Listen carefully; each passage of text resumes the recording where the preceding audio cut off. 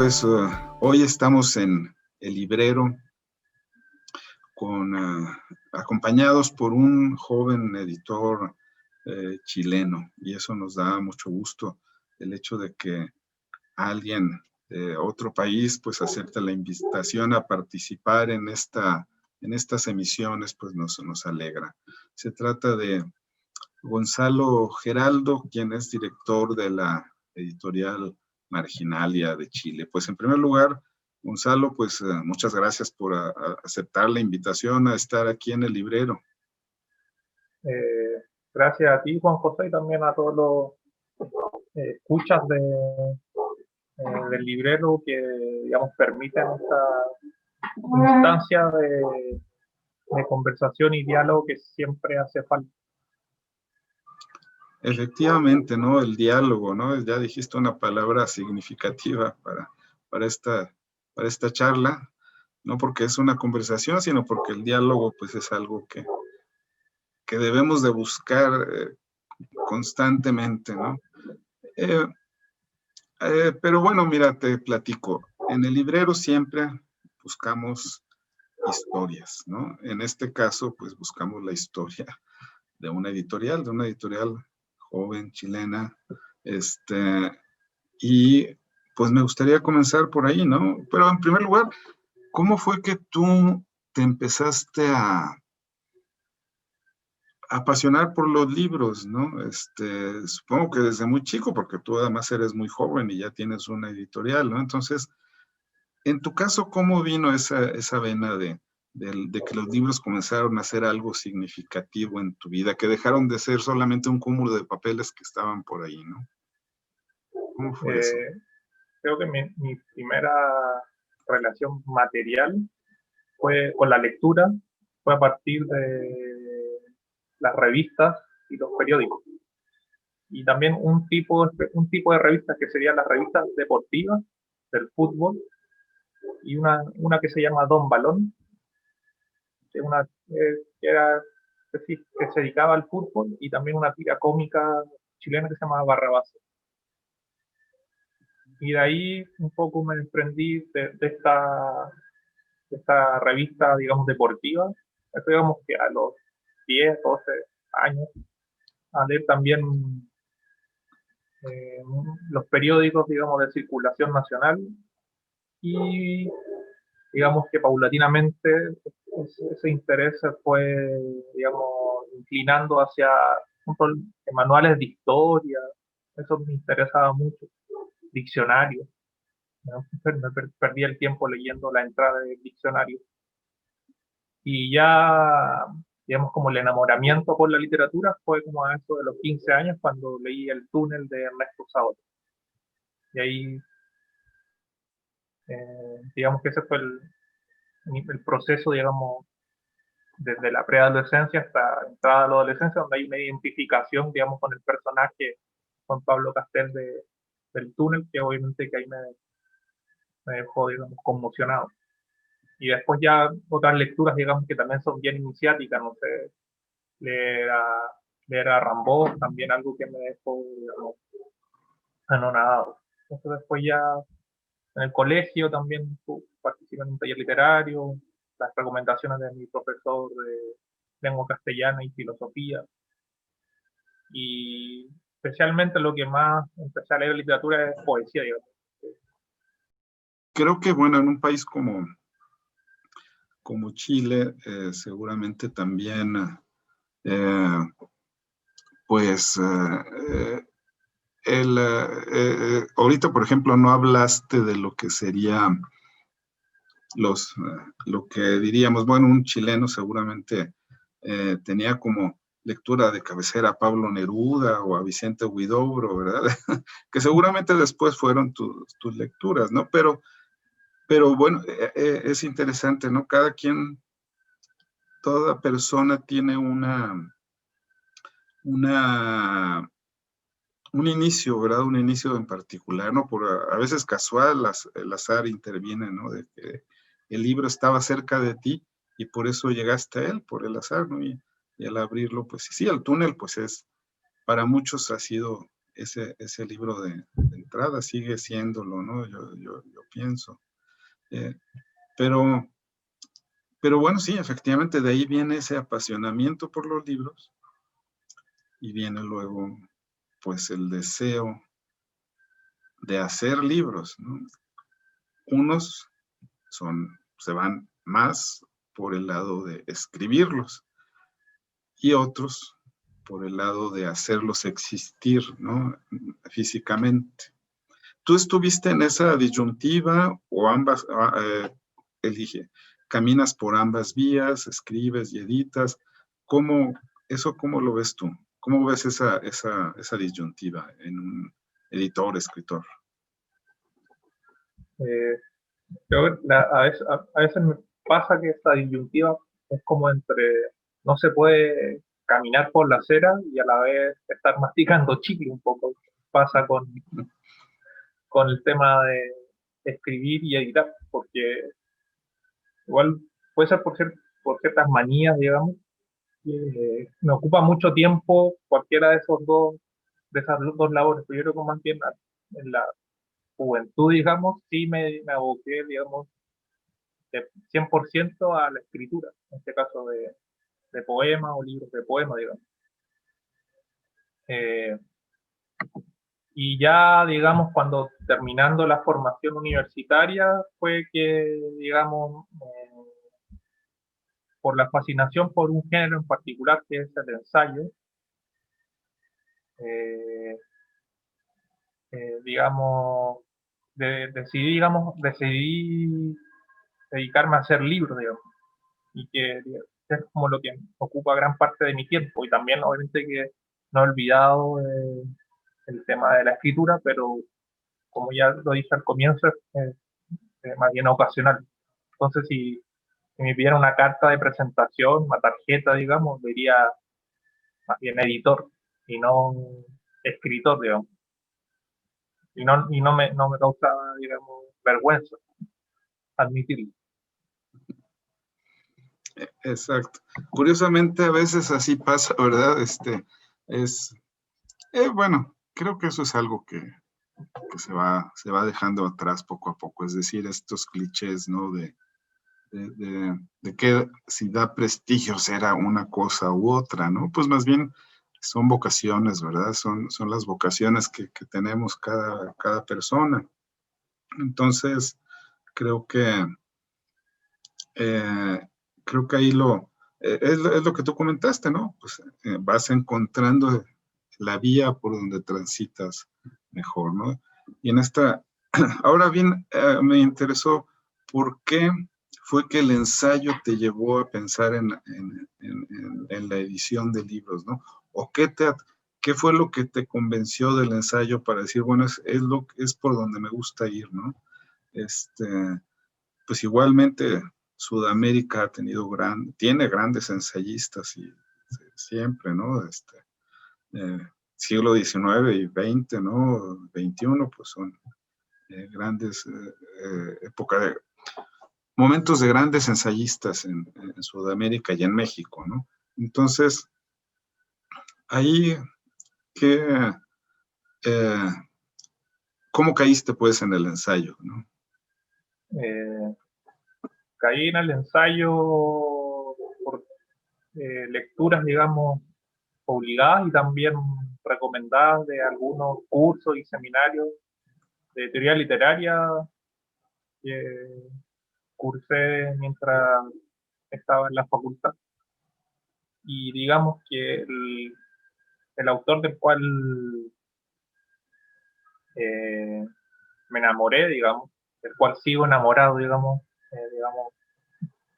yo creo que podríamos decir que es como el amor de mi vida, de Roland Barthes. Entonces, para mí, o sea, desde él es un autor que he leído obviamente de segunda mano, ya que no tengo el dominio de la lengua francesa, pero un autor que he intentado leer de, de punta, digamos, de cabeza, de casi todo, digamos, lo que está en traducido, y también lo último que leí fue la biografía de Tifón Samoyo, que está en francés. realmente con ayuda del diccionario en línea. Y ese autor fue el que me hizo, digamos, eh, querer más ensayos, digamos. Algo que, porque era muy distinto a, en este caso, a ciertos textos, digamos, académicos, o también es distinto a la ficción, a los poemas. Es un poco como al autor que a mí, otro autor que también me hizo, digamos, inclinarme hacia el ensayo fue el ensayista chileno Martín Cerda, donde él habla que el ensayo, el plato fuerte de las ideas. Un poco también a mí algo que digamos, que me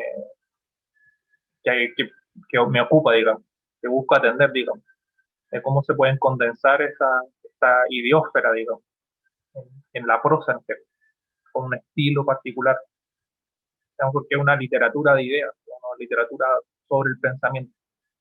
Creo que es distinto, no sé, al tratado filosófico o científico. Esa es una muy interesante distinción, ¿no? Entre lo científico y lo ensayístico, ¿no? Eh, curiosamente, bueno, ahorita lo saco a colación, así, no, es un paréntesis, pero por lo que dices me atrae, ¿no? Porque acaban de darle el premio Nobel de Física a Roger Penrose, que es un físico muy importante, pero él, además de ser un físico de gran altura, bueno, mucho se ha hablado de él, también es un escritor que en parte de su trabajo es de divulgar y de explicar la realidad, ¿no? Entonces, me parece muy importante que le hayan dado el premio Nobel de Física, y parecería como si la física en estos momentos estuviera ocupando el lugar que anteriormente tenía la filosofía. Bueno, esto ya lo han dicho, ¿no? Pero ya se ha dicho desde hace mucho, pero ahorita con este premio Nobel resulta más interesante, ¿no? Esta cuestión de lo científico pasar a la divulgación y a tratar de pasar a la divulgación con la finalidad de que las personas comprendan mejor la realidad, ¿no? En qué es lo que somos, en dónde estamos, ¿no? De dónde venimos. Eso es muy interesante, ¿no? Y es un terreno que comparten científicos y ensayistas, diríamos así, ¿no? No, eso está como esa distinción, digamos, o sea, entre el tratado científico y el ensayo no es tanto para dividir aguas, digamos, entre, digamos, las ciencias duras, exactas o naturales y las ciencias del espíritu o del hombre. Porque si uno recuerda, no sé, Bacon, el ensayista y científico inglés, digamos que usaba este género, digamos, eh, inaugurado por Montaigne, digamos, para tratar temas que competían tanto a, a la naturaleza, digamos, la naturaleza natural como la naturaleza, digamos, humana, en este caso, temas como de la gobernanza, del, del alma humana, etcétera. Entonces creo que el ensayo tiene esta característica que, digamos, es multiforme, digamos.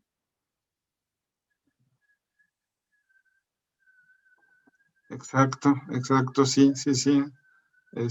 Exactamente. Y creo que, pero bueno, ya estamos ya entrando en los temas, cómo se está escribiendo ahora el ensayo, ¿no? Y creo que ha adquirido formas realmente muy creativas, ¿no?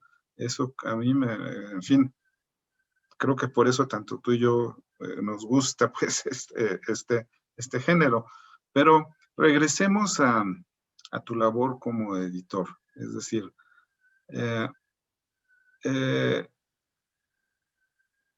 cuando comenzaste ¿cómo vino esta idea de hacer libros, ¿no? Eh, eh, ¿qué, ¿Por qué dijiste, bueno, creo que es conveniente que hagamos, o que yo y un grupo de amigos, o yo solo, haga libros de otros autores y los ponga en circulación, ¿no? ¿Cómo vino esta idea ahí? ¿Y cómo fue que llegaste al título de Marginalia? Al nombre de Marginalia, perdón, sí. Tenía una experiencia previa, digamos, como el 2010 hasta hace un par de años, en una editorial que publicaba especialmente poesía. Entonces ya tenía una relación con la producción, digamos, de libros, digamos, pero específicamente de libros de poemas. Y luego de una, digamos, estancia en la biblioteca de la facultad, donde uno iba a los anaqueles y podía sacar distintos libros, me encontré con un par de títulos de dos ensayistas rosarinos. Uno se llama Bartes, Literatura y Poder, de Alberto Giordano, y el otro es La Edad de Lectura, de Juan Bautista Riz, que es de una editorial independiente, digamos, de allá, de Patrick Viterbo. Y obviamente quedé también, digamos deslumbrado por esta prosa de ideas. En este caso, una, porque es un autor particular que me interesa mucho, que es Barthes, y considero que esa obra, que es Roland Barthes, de Poder, uno de los grandes monográficos, y un gran ensayo monográfico. Entonces, y que es del año 1995, si no me equivoco, el año de la publicación. Y ya con esta experiencia previa, me dije, ¿por qué no iniciar una aventura editorial dedicada al ensayo? Y al ensayo en este caso literario. Porque en el caso chileno hay pocas editoriales que publiquen, digamos, ensayos, y la mayoría son más bien relacionados con la filosofía o la estética. Entonces, un poco a modo de broma, me dije que una de las consignas de la editorial podría ser menos Butler, más Bartos. Entonces, un poco para, obviamente que a modo de provocación, pero entonces tuve la fortuna de ir a Argentina por el 2015, por ahí 2014, a Buenos Aires, y aproveché de pasar a Rosario a conocer a Alberto Giordano. Ahí tenía 20 y pico años, obviamente que me reuní con él y le dije la intención de querer fundar esta editorial y que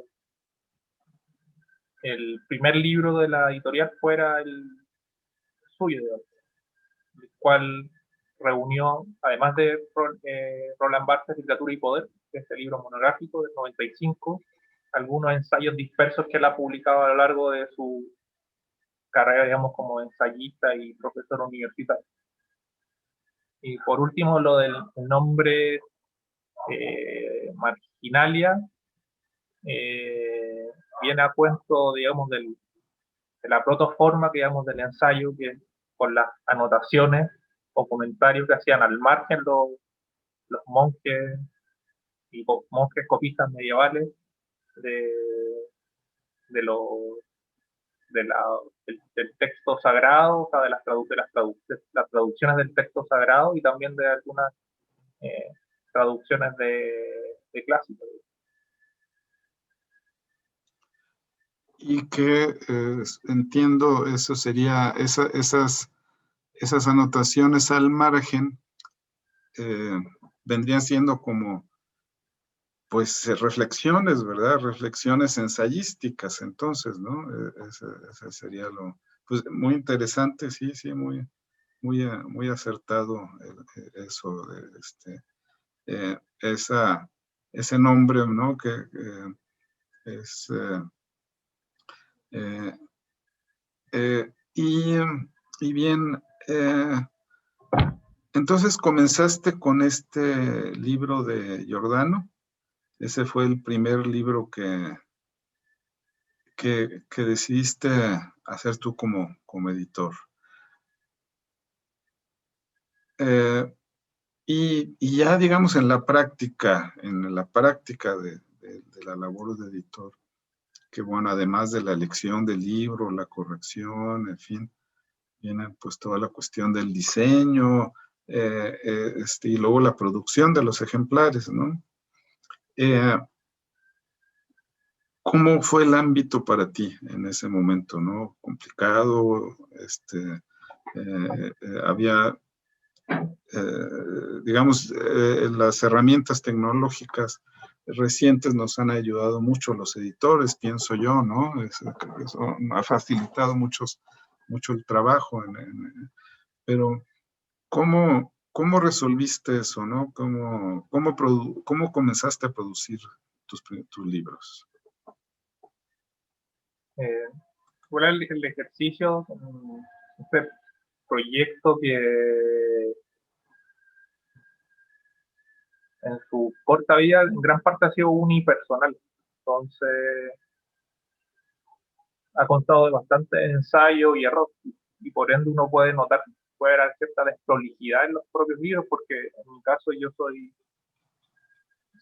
solo editor, entonces no, a veces he descuidado el aspecto del libro material, respecto al diseño, porque en este caso yo se lo encargaba a un diseñador, una diseñadora, pero obviamente que no había esa misma diálogo franco que puede haber con un equipo, digamos, de una editorial.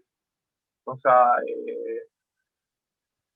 algo que ahora luego de casi 5 años de la editorial, y que ya es como, creo que estamos iniciando una nueva etapa ya que se sumó un nuevo editor y que él también, digamos, compartimos cierta, cierta ética del trabajo, y también él está un poco más a caballo del asunto del diseño porque él se está formando en ello de manera autodidacta. Entonces, eso igual, y también por la lectura de otros libros y también ir a ferias, saber el trabajo de otros compañeros y compañeras editores, entonces obviamente que eh, ahora sé que puedo, o sea, cada año puedo hacer un mejor, digamos, un mejor libro, digo, porque creo que eso también eh, debe marcar el trabajo de sellos pequeños y también que se dedican a un género tan difícil como el ensayo. Entonces, más bien eso ha sido un poco también el, el trasunto, la peripecia que ha sido de ensayo y error. Entonces, no puedo decir que mis libros son espectaculares, sería arrogante. Sé que puedo mejorar. Ahora, en este caso podemos mejorar, ya que voy a trabajar ahora con otro editor. Básicamente, entonces, estamos hablando como son algunos proyectos de una editorial de autor prácticamente, ¿no? Es acá en México, tú recordarás el nombre de Hugo Gola. Él tenía su revista que comenzó llamándose Poesía y Poética, luego tuvo una segunda etapa con el nombre del poeta y su trabajo, y pues era una revista de autor prácticamente, ¿no? Tenía un grupo de personas que lo apoyaban, pero pues era su obra, era la obra de él, ¿no? Entonces, creo que hay editoriales que también son así, ¿verdad? Es, Eh, y,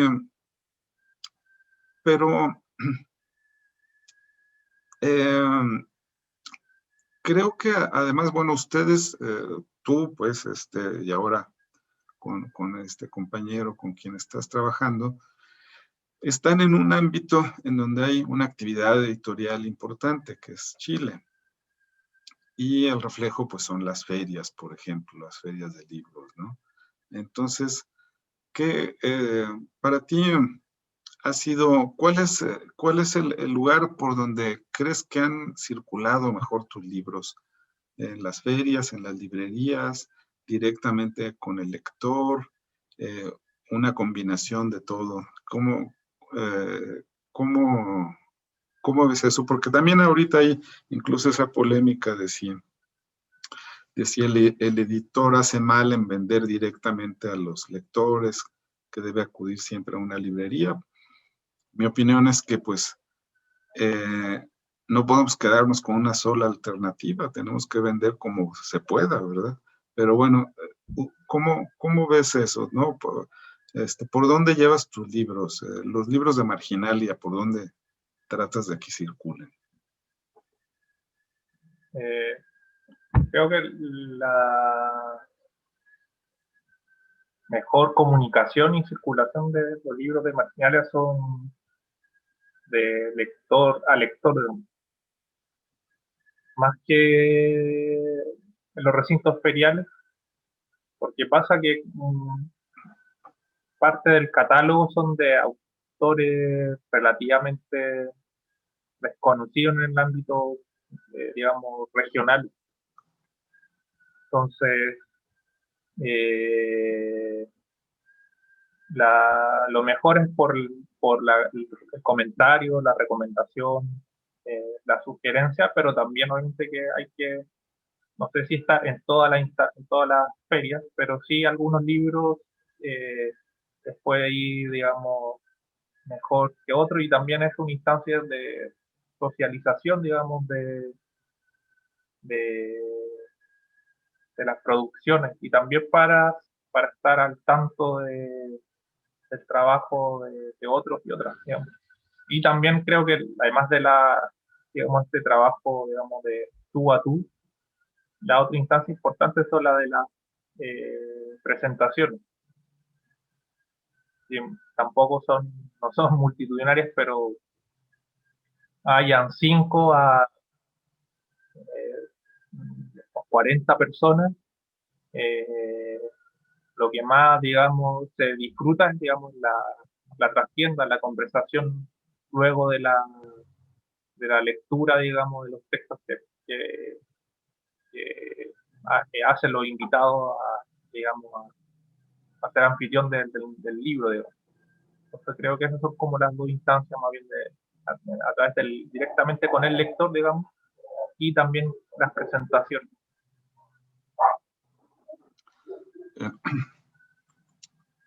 Que ahorita estamos en una pausa, ¿verdad? En este asunto de las presentaciones. ¿Cómo les han resultado a ustedes las presentaciones virtuales? ¿Han hecho presentaciones virtuales? ¿Y qué resultados han tenido? Como te comentaba, que se sumó un nuevo editor, que es Matías Sábalo. Entonces nosotros estábamos, digamos, trabajando en dos nuevos libros. En uno de una ensayista y profesora argentina, Silvia Charco, se llama Las medusas, estética y terror.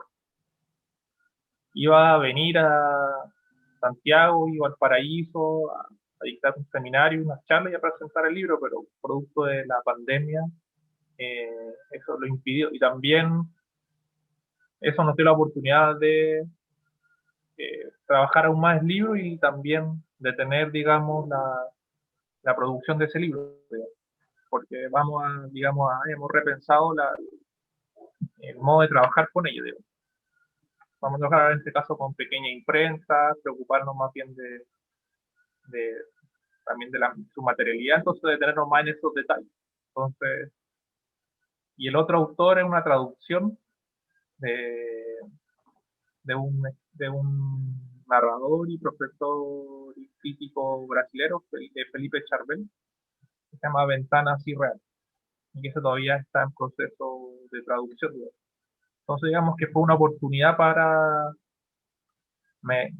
sea, por las consecuencias, digamos, no solo sanitarias, sino en este caso económicas, y también especialmente en el contexto siempre relegado desde la cultura por los gobiernos de distintas layas.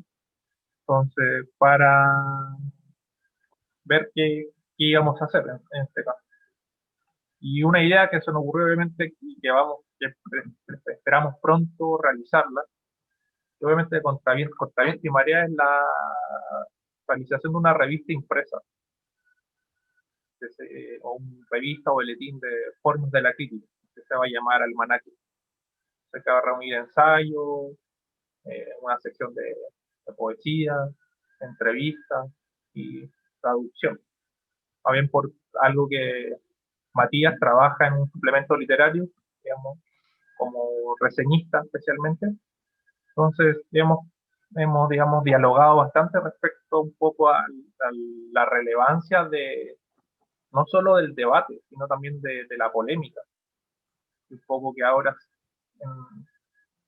eh, con cierta polarización, digamos, lo que se intenta, digamos, es borrar o clausurar no solo el debate, sino la posibilidad del, de la polémica. Entonces creo que también la revista un poco quiere, no en este caso, instalar nuevamente una vez más, sino más bien poner el tema en el tapete y también para que haya una revista, en este caso, impresa, ya que cada vez son menos las revistas, en este caso, culturales o literarias, y también suplementos. En Chile, digamos, la situación es, digamos, de crítica, digamos, ya hace varios años. Entonces también creo que viene a ser un gesto, un pequeño gesto, digamos, político de nuestra parte de por qué hacer esta revista. Entonces nos hemos ocupado más bien en eso últimamente, digamos, en repensar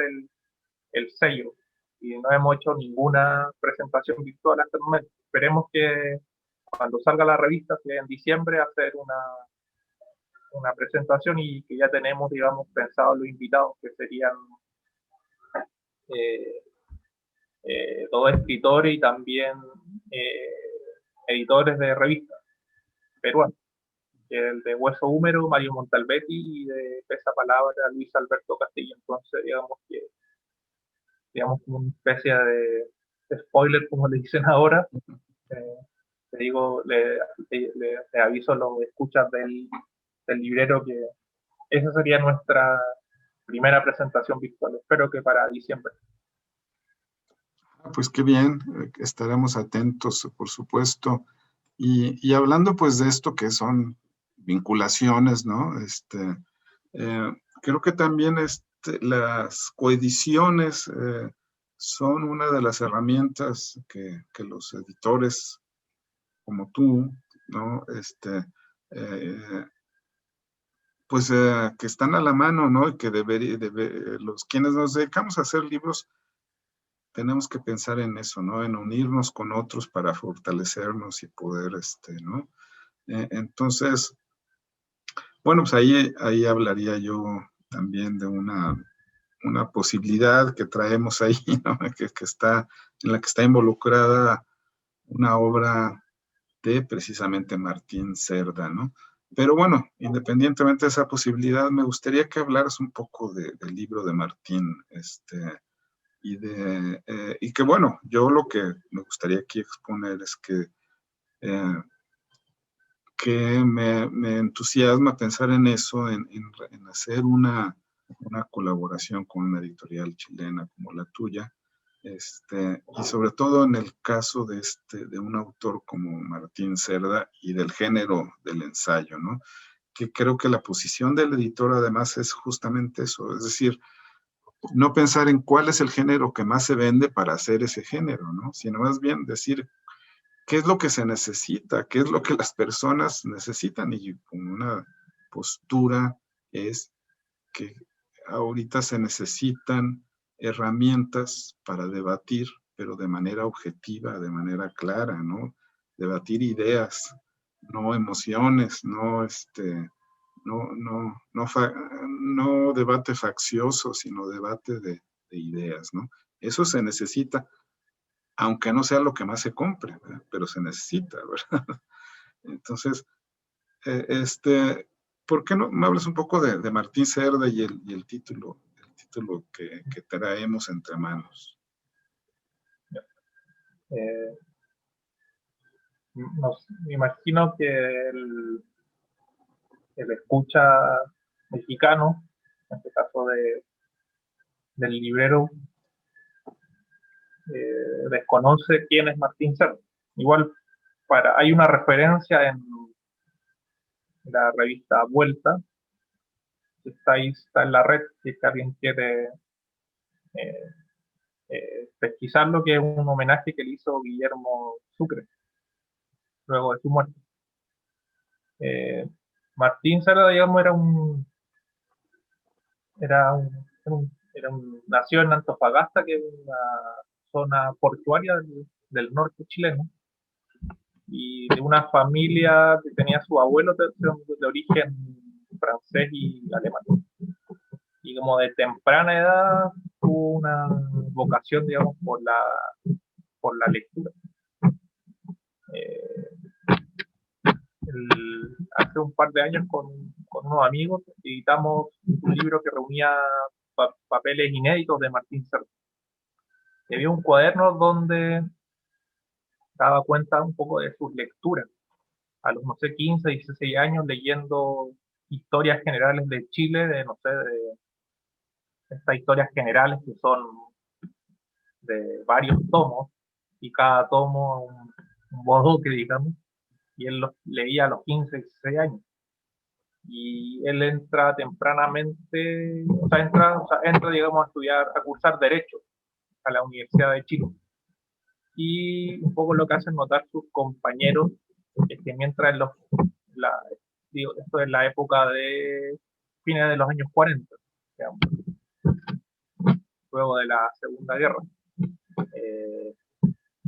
Él entra, no sé, ahí tiene 20 años, digamos, está estudiando en la Escuela de Derecho, y algo que notaban sus camaradas, compañeros, digamos, de estudios, y era que los debates, digamos, que siempre, no sé, en estas escuelas, digamos, como Derecho, no sé, Ciencias Sociales, Humanidades,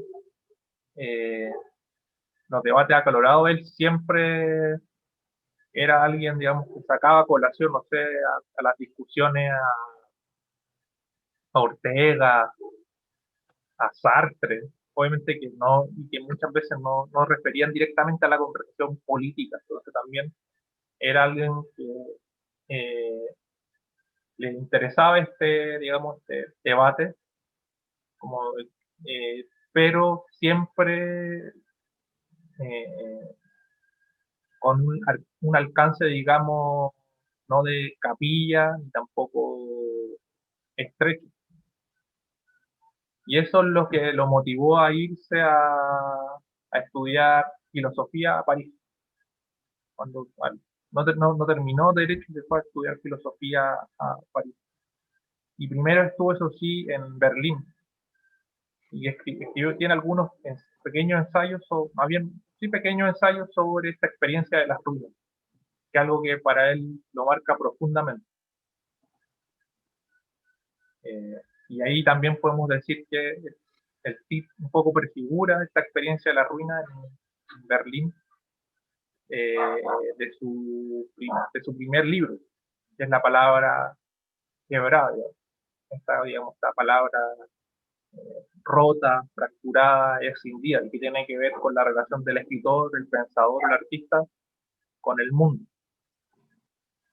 Entonces él estudia filosofía, no sé, y ahí toma clases con Wall, Goldman, un poco está en toda esta efervescencia de los cafetines existencialistas, obviamente viviendo como un sudamericano, digamos, en un pequeño cuarto, pero él más bien empapándose de toda la cultura, digamos, de entreguerra francesa.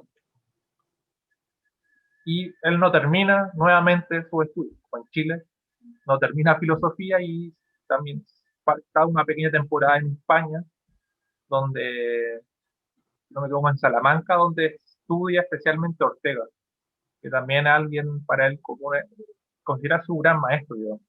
O sea, no tuvo un trato directo, pero sí lo leyó eh, eh, asiduamente. Y luego de esa estancia, que fueron unos cuantos años, digamos, 51 al 1951 a 1954, ahí ya tenía 20 y tantos años, él regresa con 3 traducciones bajo el brazo, que son Elogio de la Filosofía de Maurice Merleau-Ponty, que es su discurso de incorporación al Colegio de Francia, El Dios cautivo de Lucien Goldman y El grado cero de la escritura de Roland Barthes, que estaban libros que estaban, digamos, recién salidos del horno de París. Y lo que recibió el rechazo, digamos, eh, atronador de los editores locales, porque acá todavía estaba el tema del criollismo, que es, digamos, el naturalismo local, digamos. Estaba todavía eso eh, en boga, entonces obviamente que no, no generó mucho interés. Entonces, o sea, luego de esto, más bien lo que hizo Martín Cerda es dedicarse en este caso a divulgar estos autores, discutir a estos autores, para un poco también y para entrar a este entendimiento, diálogo también con la realidad nacional y también la realidad continental. Y empieza su periplo por diarios y revistas. Por ejemplo, su primera publicación periódica se llamó Punta de Lápiz, en un vespertino que se llamó La Gaceta, del año 1957-1958, en el cual yo estoy trabajando con un amigo que queremos hacer un pequeño libro que reúna estos ensayos, crónicas, artículos. Son más de 150. Y que ahí uno puede notar, eh, digamos,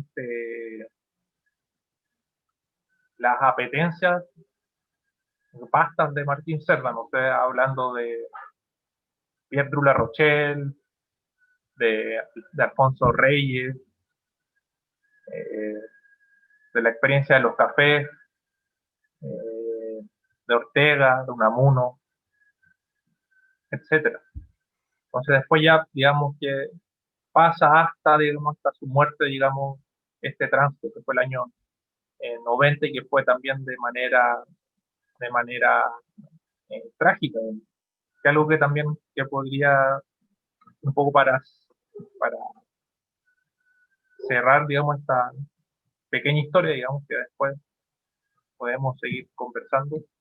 Y se obtiene una beca de una fundación, que se llama Andes, acá en Chile, a fines de los años 80, para una residencia de estudio al extremo sur, a la Universidad de Magallanes, en la ciudad de Punta Arenas, que es la más austral del orbe. Y él iba a trabajar allí sobre la experiencia de los viajeros europeos en el extremo sur. Y también estaba en distintos proyectos, trabajando eso, uno sobre Montaigne y el Nuevo Mundo, uno sobre Barthes y otro sobre la historia sociológica del ensayo, detenido desde Barthes, o sea, desde Montaigne a Barthes. Eran 10 autores. Y lo que pasó, él estaba quedando en la casa de huéspedes de la universidad y la instalación, el lugar donde estaba él residiendo, perdiéndose gran parte de su trabajo y de su biblioteca. Una biblioteca que, si no me equivoco, reunía 5.000, 6.000 ejemplares. y gran parte se lo llevó a Punta Arenas porque él estaba trabajando allí. Regresa a Santiago, digamos, en la intemperie ya porque perdió gran parte de su biblioteca y también de su obra que estaba haciendo. Ya. Tenía, si no me equivoco, ya como unos 2 o 3 libros ya en preparación y algunos ya casi terminados. Entonces perdió toda su obra. La fundación privada que, que le financió esta residencia no respondió, digamos, por esta pérdida, digamos, pero más allá de eso, se quedó deshecho, digamos. Y rápidamente, al año después de este infausto suceso, él muere, digamos. Entonces también un poco hay un cierto, la desgracia igual marca también la existencia de alguien que era bien proclive a cierta tristeza o melancolía. Si uno ve algunos ensayos, él siempre habla un poco de esa condición. Incluso antes ya, digamos, se prefiguraba una prefiguración de este evento, cuando su segundo libro, que se llama Escritorio, publicó solo 2 libros en vida, La palabra quebrada y Escritorio, porque gran parte de su obra está en diarios y revistas, y que algunos se han recogido en volúmenes, pero eh, yo diría que más de la mitad de su obra todavía no está en libro, digamos. Pero a mediados de los 80 publica Escritorio y pasa que la bodega donde estaban los libros se inunda. Entonces, digamos que estos sucesos, digamos, persiguieron en este caso no sé si lo persiguieron, pero algo puede decirnos de su condición existencial, de cómo él también leía y veía el mundo, la vida.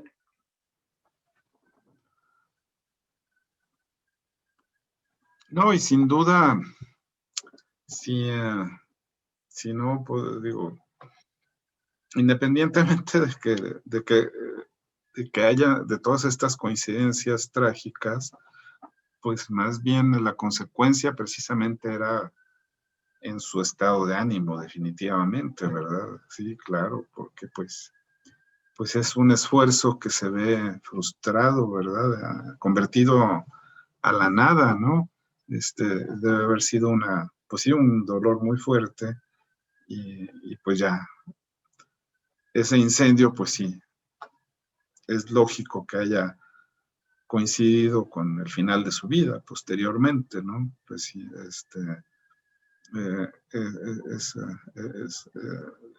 en fin, son los trágicos destinos de algunas personas, ¿no? Que eh, creo que, pero entonces me parece muy importante por lo mismo, pues sí, volver a poner en circulación el conocimiento de un escritor como él, ¿no? Definitivamente. Creo que la palabra quebrada, además, pues es un símbolo, es un signo de los tiempos también, ¿no?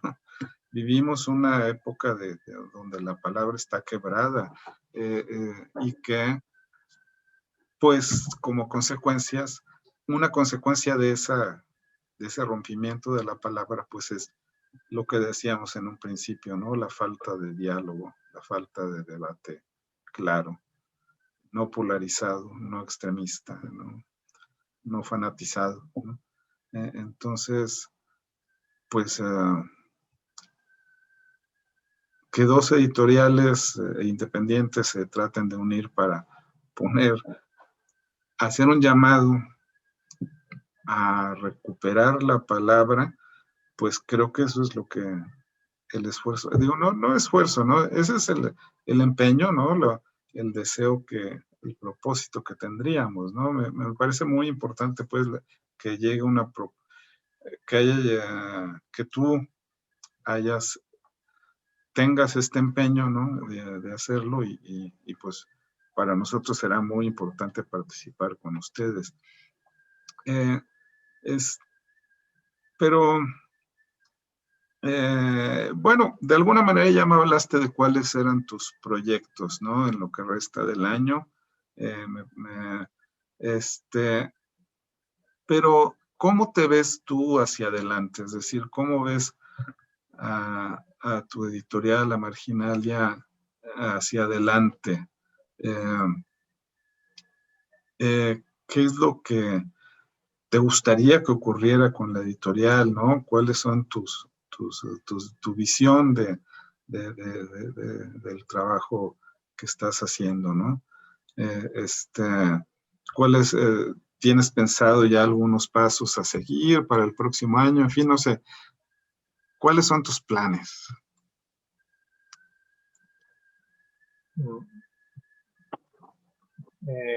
Como la editorial, de cierta manera, quiere hacer una cartografía del ensayismo continental, porque,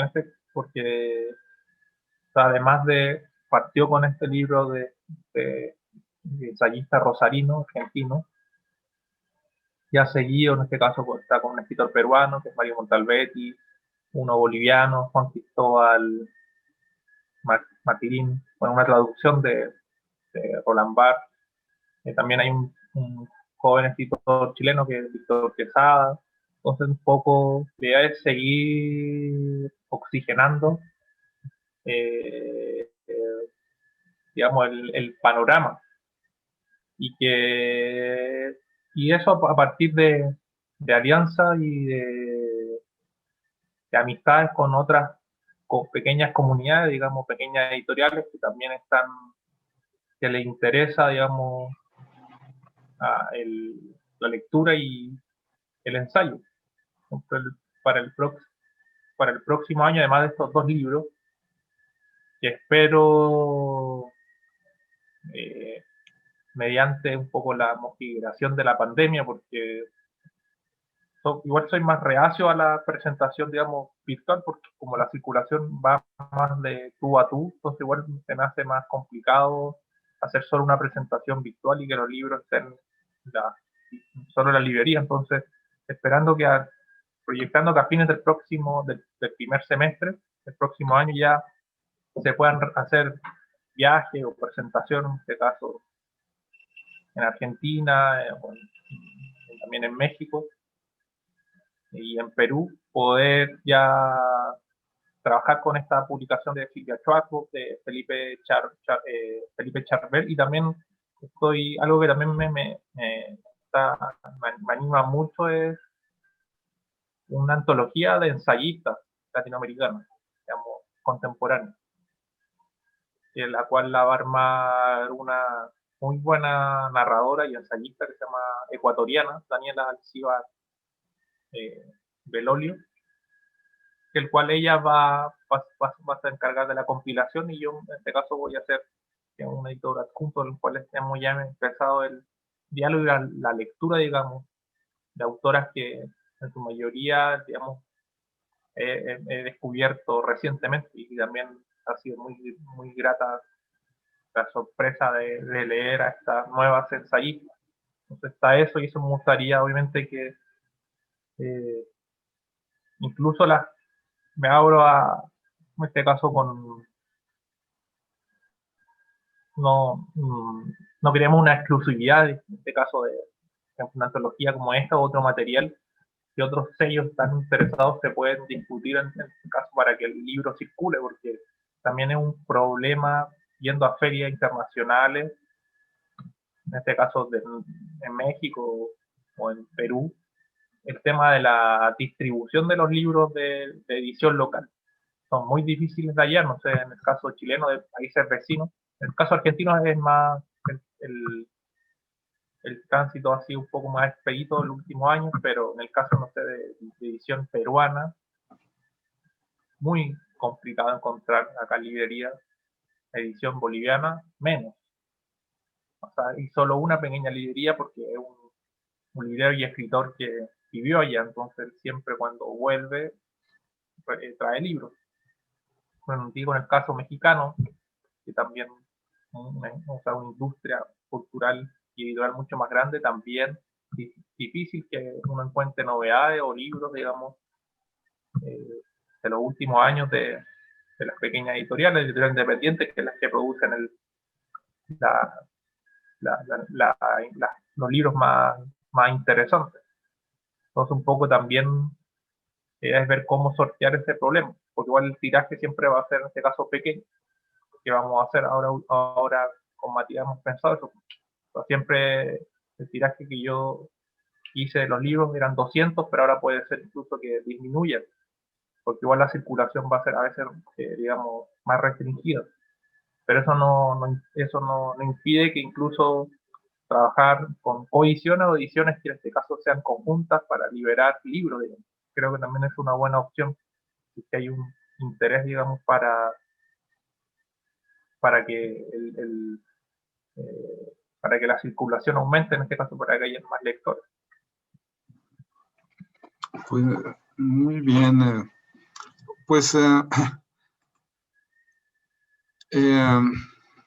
Gonzalo, creo que fue una charla muy, muy interesante, muy fructífera, porque además creo que me plantea esta apertura a alianzas, ¿no? Que es lo que me parece muy importante. Ojalá que sigamos charlando entre nosotros y con otros editores latinoamericanos, ¿no? Para establecer una red como la que tú propones, ¿no? Es decir, que esta necesidad que planteas es clara, ¿no? Y está en manos de nosotros resolverla, ¿no? Y crear estas redes.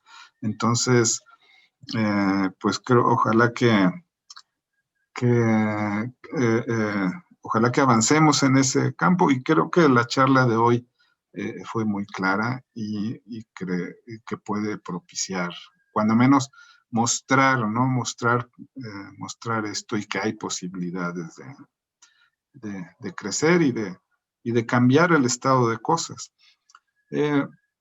Pero bueno, pues no queda más que agradecerte que hayas estado en esta emisión de El Librero, ¿no? Que sea la primera de varias más o de otros eventos más hacia adelante.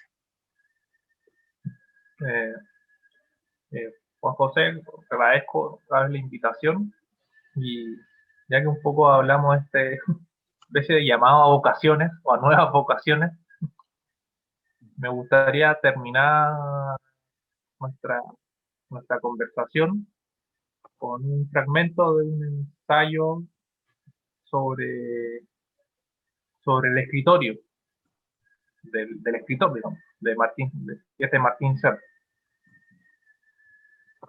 La mesa del escritor es posiblemente solo un remedio degradado del scriptorium monacalis, pero responde de todos modos al mismo principio. En una carta a Erwin Rode, escrita a comienzos de la guerra franco-prusiana, Nietzsche le decía a su fiel condiscípulo: de nuevo vamos a visitar monasterios, y nosotros seremos los primeros fratres. Un poco esa es como tema de ahí el nombre Marginales. Creo que también un poco es volver a esa comunidad, digamos, de apasionados y también de solitarios, colectivizar nuestros gustos, nuestros placeres, y creo que editoriales pequeñas que se dedican tanto al ensayo como también la poesía y también el género de ficción, pero yo creo que tengo una inclinación más por esos géneros difíciles, que serían el género y la poesía, o sea, el ensayo y la poesía.